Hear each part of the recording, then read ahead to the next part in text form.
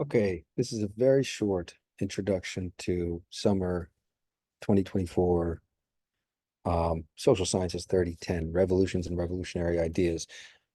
It's just a welcome video, and we'll walk through the syllabus quickly and take a quick look at the Canvas module.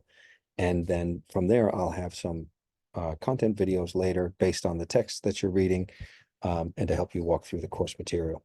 In the meantime, a few important details. I will be available, although this is an asynchronous course. I have added 2 synchronous office hours, Mondays and Wednesdays, 9:15 to 10:15 a.m. You can find me on Zoom at that link there on the syllabus. It's also going to be on our regular Canvas module pages, which I'll click over to in just a few minutes. This is a course on revolutions and revolutionary ideas. I'm going to leave this syllabus read through for you to do. I don't think you need me to go through the whole thing.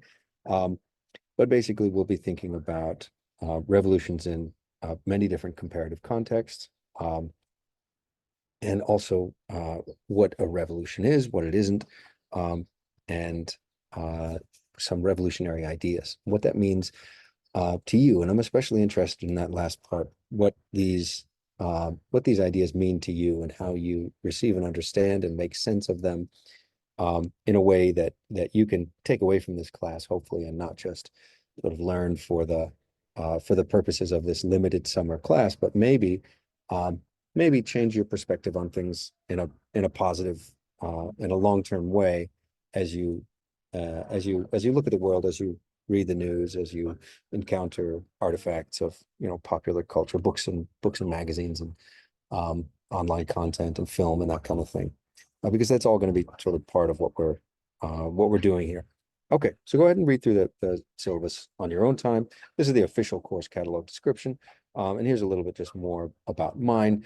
Again, I'm a history faculty, and in history, we like things to be specific. We have some theories and methods and that kind of thing that are broad and can be broadly applied to different aspects of history, but we especially like for things to be specific. So please make sure in your discussion posts and in your answers and in your reflections that you're always precise and specific and clear about what you're talking to. And this is something that you can do in all of your writing and all of your communication.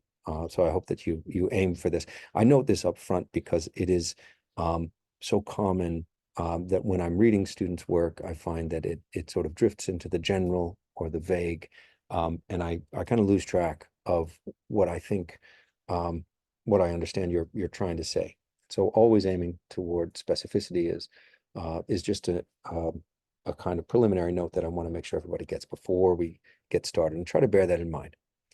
Okay, here's what we're going to do. This is the basics of the course. You're going to have 9 total posts, or 10 total posts, actually. One is an introduction post, and then you're going to have 9 reading posts. Those are going to be based on readings that are assigned, and we'll scroll down in just a second and take a look at that.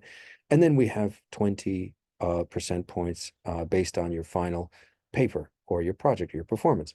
And this is a wide open assignment. So I urge you to take a close look at this description here. You could do a simple traditional standard review of either the Goldstone or the Boggs text that we're doing, 500 plus words. That's just 2+ pages, 2.5 pages, 3 pages. Or you could do a presentation of 3 to 5 minutes that you record and upload with or without PowerPoint or some other slides. Or if you want to do something a little more imaginative from your field of study, you can do that. We've had literature or creative writing students write short stories or poems. We've had people write pieces of music from the music department. People from the natural sciences have written about their particular fields, or from computing, written about computer technological revolutions and that kind of thing. So I'm really wide open to this. If you do a non-traditional project that is a video or something like that, I still do just want at least a short 150-word explanation of why you chose this particular project to do. Okay, notes on equity, diversity, inclusion, land acknowledgement, immigration status, and services to students with disabilities.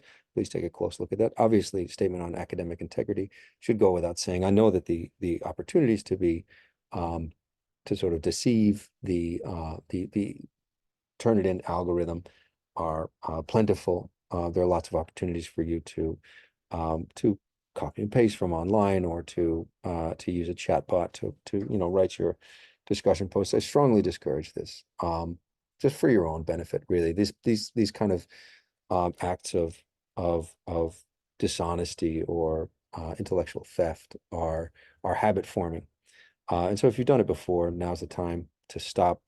Don't do it. You'll fail the class, and consequences can be worse than that. So please, obviously, do what you know to be fair and honest, and the sort of good habits that you form as a student are going to follow you beyond your studies, into the work, and into the world of work, which I'm sure many of you already are in.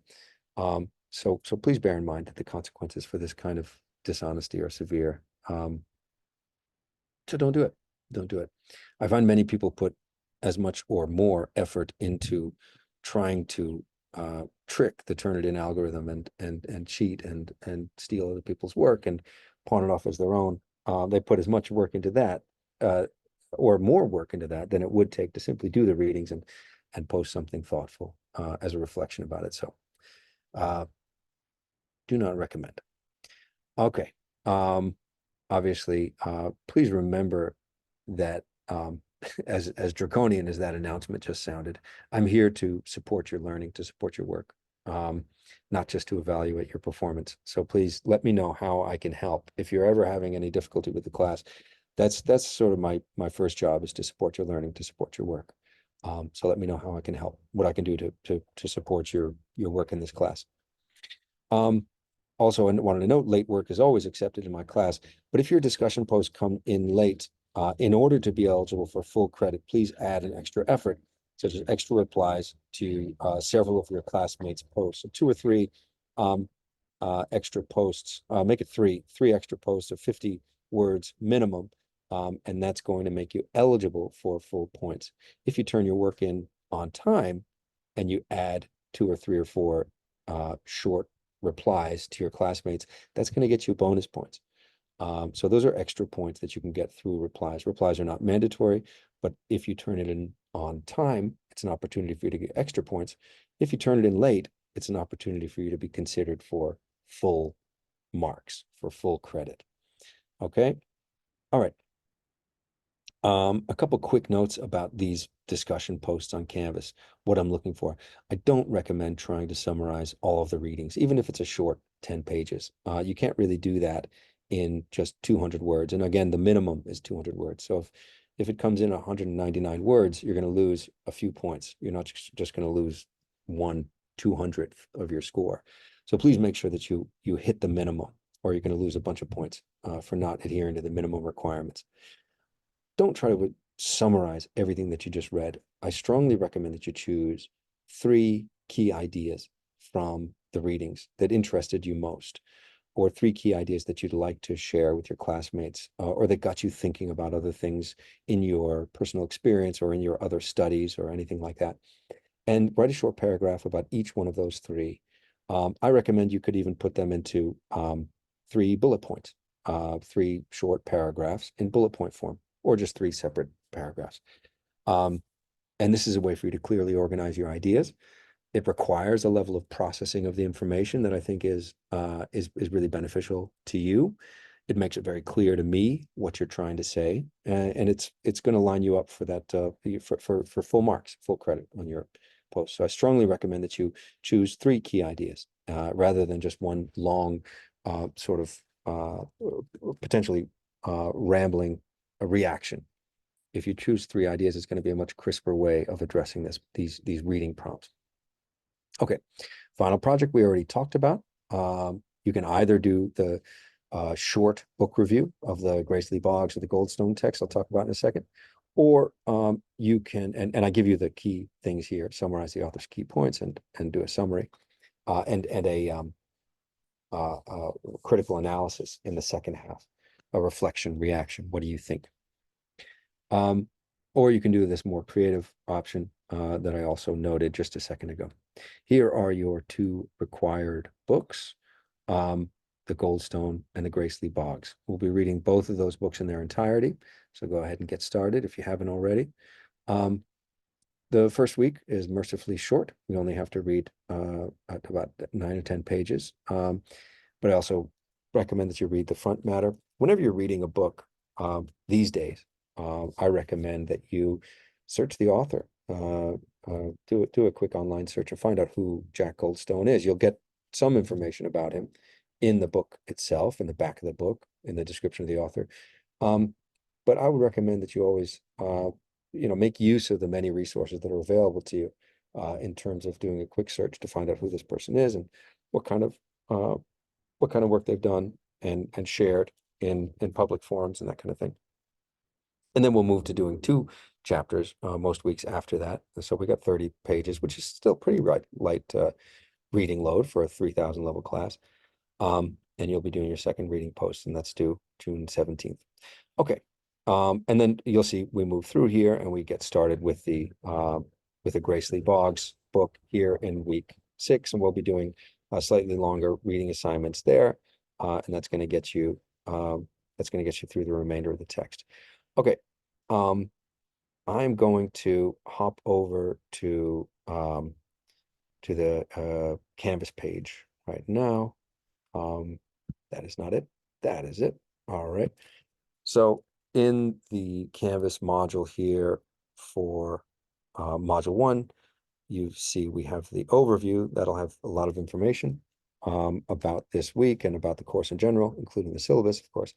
An introductory post and then a reading post for this week, as we saw, just the 9 or 10 pages beginning the Goldstone, and then an extra credit discussion post forum, and I'll tell you about that in just a second as well. Okay, so here's our module overview.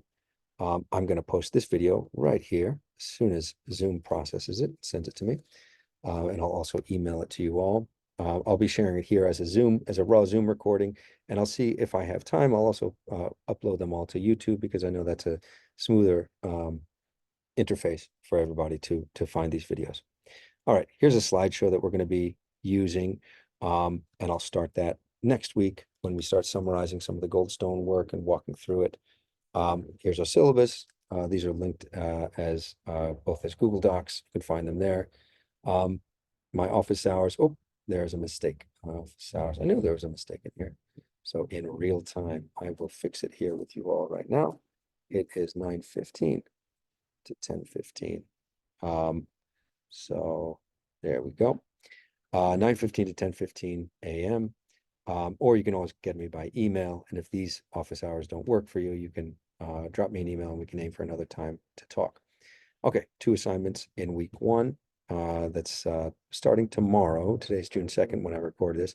June 3rd to June 10th is week 1. These are the two short assignments I'm asking you to do for week 1. Here's the first one, and some of your classmates have already started, so I won't scroll down here. And here's a really thorough description of what I'm asking you to do. And I hope it's clear enough what you need to be doing for these. And then when we go ahead to your reading discussion, again, I give some pretty clear descriptions of what I want you doing here. Again, identify those 3 key elements. You can go up to 500 words if you like. You can go up to 1,000 words, really, if you want to. And you'll get a bunch of extra credit points that way. You'll get bonus points, 1 or 2 extra credit points if you go well above and beyond. Okay, I'll tell you about so that's one opportunity for extra credit to go above and beyond the requirements of the post, to go up 500, 600 words and post substantial and constructive and supportive replies to your classmates. And then here's another one. And this I think you'll probably really enjoy. Many of you may be familiar with the Crash Course series from John Green. I know he's used a lot in high schools and in lower division classes. I just compiled a kind of playlist of, whoops, that took us right through, a playlist of a lot of his really terrific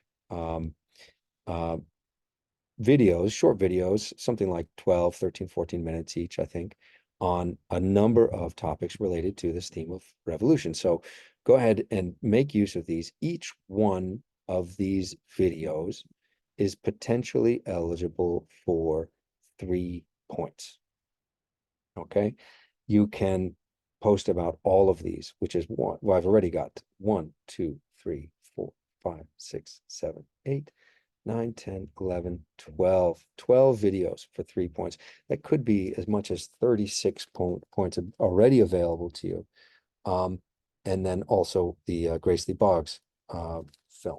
So really a really substantial amount of points, and those are percentage points just added to your base score.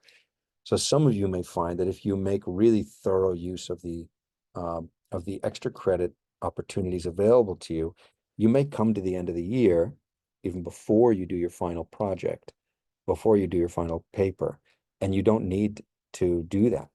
You've got 93, 94, 95, or 100 plus points already, and that gives you an A. If you have questions about this, let me know, but I'll cover it again in our discussions. If you get your base number of points over a 93, you have the highest possible grade that you can get in the class already. So if you've been working very, very hard, and this isn't percentage points, but base raw points in the class. If you've been working very hard, you may find that toward the end of our 9 weeks or so together, you've already got your A without doing the final project, and I will not deduct points for not doing the final assignment. I want to be clear about that. If you have 93, 94 points, you're done. You do not need to do the final assignment because I'm not going to deduct points for not having done that. I hope that's clear. Okay. I think I'll leave it there for now. I hope everything is clear about the design of the course, my expectations of you. Please send me any questions. I'll get the rest of the modules open over the coming days. But for now, the first 2 weeks are fully available to you. All right. Let's go ahead and stop the recording, and I'll see you in the next video.